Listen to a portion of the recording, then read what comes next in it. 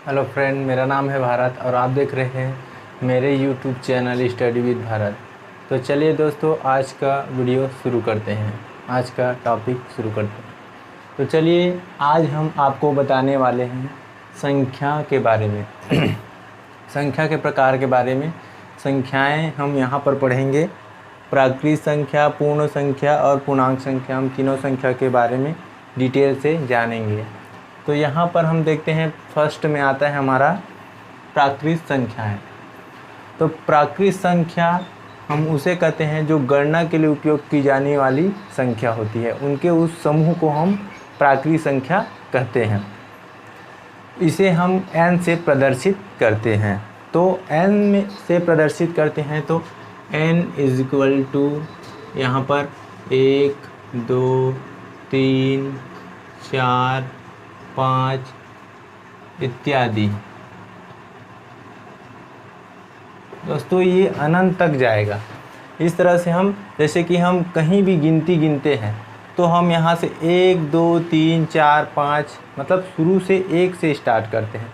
तो इसलिए इन सभी संख्याओं के समूह को हम प्राकृत संख्या कहते हैं। यहाँ पर हम देखते हैं कि सबसे छोटी प्राकृत संख्या कौन सी है? 1 है। ठीक है, अब आते हैं हम पूर्ण संख्या में। तो पूर्ण संख्या हम किसे कहते हैं? प्राकृत संख्याओं के समूह में हम शून्य को शामिल कर देते हैं, तो वह संख्या कौन सी कहलाती है? पूर्ण संख्याओं का समूह प्राप्त होता है हमें। जैसे देखो, यहाँ पर ये प्राकृत संख्याओं का समूह है, हम क्या कर देते हैं? 0 को शामिल कर देते हैं, यानी कि W = 0, 1, 2, 3, 4, 5 आदि। इस तरह से हम देखते हैं कि यहाँ से 1, 2, 3, 4, 5 यहाँ से हम देखते थे ये प्राकृत संख्या, लेकिन हम इसमें 0 को और ऐड कर दिए। तो इस प्रकार से जो समूह प्राप्त हुआ है उसको हम पूर्ण संख्या कहते हैं। अब यहाँ पर बात करते हैं कि सबसे छोटी पूर्ण संख्या कौन सी होगी। तो सबसे छोटी पूर्ण संख्या हमें यहाँ 0 प्राप्त है, क्योंकि 1 जो है 0 से बड़ा है। अब आता है पूर्णांक संख्या। तो हम यहाँ पर अब देखते हैं पूर्णांक संख्या किसे कहते हैं। तो पूर्णांक संख्या उसे कहते हैं जो पूर्ण संख्याओं के समूह में ऋणात्मक संख्याओं को शामिल कर देते हैं, तो हमें पूर्णांक संख्या प्राप्त हो जाता है। इसे हम i से प्रदर्शित करते हैं। देखिए, समझते हैं। यहाँ पर जो है ये प्राकृत संख्या था, इसमें हमने 0 को ऐड किया, अब ये बन गया पूर्ण संख्या।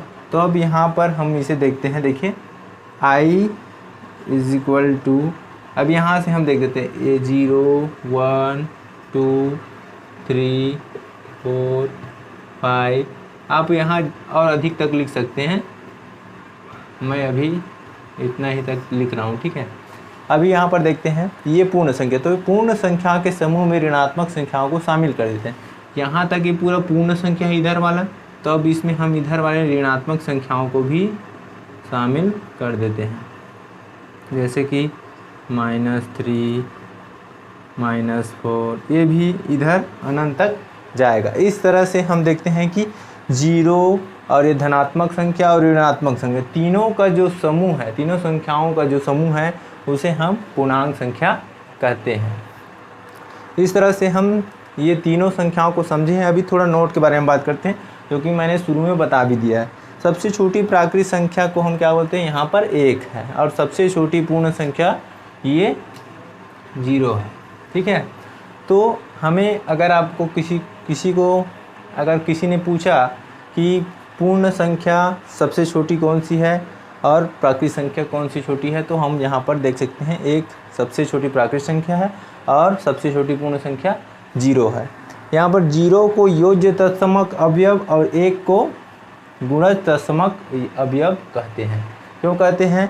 क्योंकि हम 0 के साथ किसी भी संख्या को जोड़ते हैं या घटाते हैं तो उसके मान में कोई परिवर्तन नहीं आता है। जैसे अगर हम यहाँ पर देख लें 0 धन 1 बराबर 1, और अगर हम किसी संख्या में 0 को हटाएंगे तो भी 1 ही आएगा, उल्टा आगे पीछे भी करेंगे तो भी हमारा संख्या वही प्राप्त हो। इस तरह इसको हम योज्य तत्समक अवयव कहते हैं। उसी तरह से 1 को गुणज तत्समक अवयव क्यों कहते हैं? क्योंकि यहाँ पर हम देख लेते हैं कि जीरो के साथ किसी भी संख्या का अगर हम गुणा करते हैं तो वही संख्या प्राप्त होती है। देखिए जीरो के साथ में आप कितना का भी गुणा कर दीजिए आपको वही संख्या प्राप्त हो। इस प्रकार के गुण को धारण किए हैं, इसलिए हम इसे योज्य तत्समक अवयव और युगुणज तत्समक अवयव कहते हैं। तो आई होप आपको यह वीडियो पसंद आया होगा। अगर आपको कोई भी इस चीज़ में प्रॉब्लम है तो आप हमें कमेंट बॉक्स में लिख करके बता सकते हैं। हम आपको अगले वीडियो में अच्छे तरीके से और जो प्रॉब्लम है उसको हम क्लियर करेंगे। धन्यवाद दोस्तों।